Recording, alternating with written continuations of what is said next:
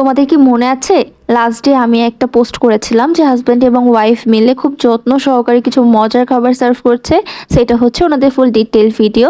Food express নামে Dhaka metro food কার্টে একটা ছোট্ট স্টল আছে, আজকে ওইটারই একটা ফুল ভিডিও তোমাদের সাথে শেয়ার করছি। আমি হচ্ছে এখান থেকে দুইটা চিকেন রাইস বোল অর্ডার করেছিলাম, একটা চিকেন কাটসু প্লেটার এবং একটা চিকেন বারবিকিউ প্লেটার।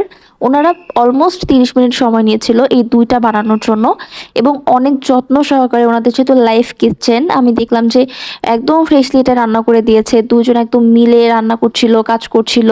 আপুটা কিন্তু একদম হিজাব পরেছিল। সো মানে ওনাদের বিহেভিয়ার এত ভালো, এত ভালো কি বলবো আমি।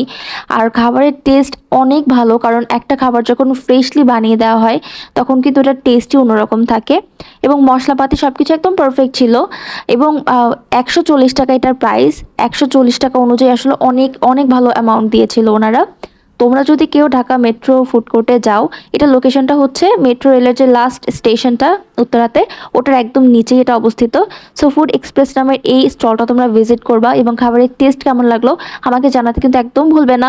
ওনারা কিন্তু আমাকে কোনো টাকা পয়সা খাওয়ায় নেই, এটা আমার একদমই অনেস্ট রিভিউ। সো খাবারের টেস্ট অনেক ভালো ছিল। কিপ গোয়িং, আমার কাছে টেস্ট খুবই ভালো লেগেছে।